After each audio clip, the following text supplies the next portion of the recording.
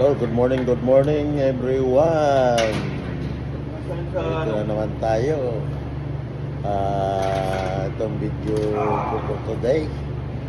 Ayan, doon sa unang na-post ko, yung mga nangangalat pa yung wire. Ayan. So ngayon, ito na siya. Makikita nyo. Doon sa unang post ko, ng mga nakalaglag pa na sa daming wire. Dahil dito sa drawing, see? Nano. Ito yun.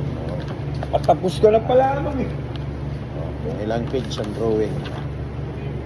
Nakalagay pa sa akin na ako naka-assign dito sa gawa.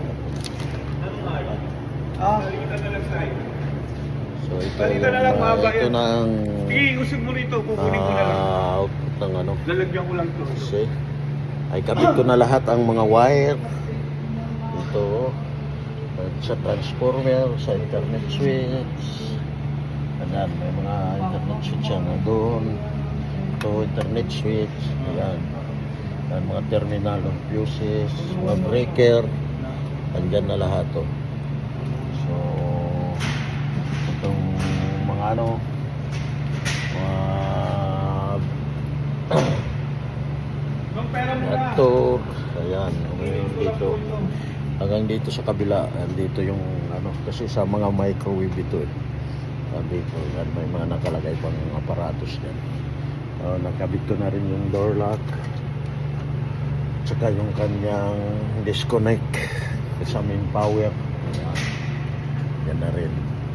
So, pati yung light na dito. Nagbukas ka pa nito? Ayan.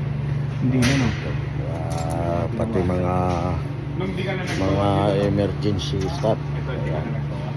Nakabit ko na rin. See? So far, tapos ko na in 2 weeks sa pag-assemble nitong ano ito. Papansin nyo yan.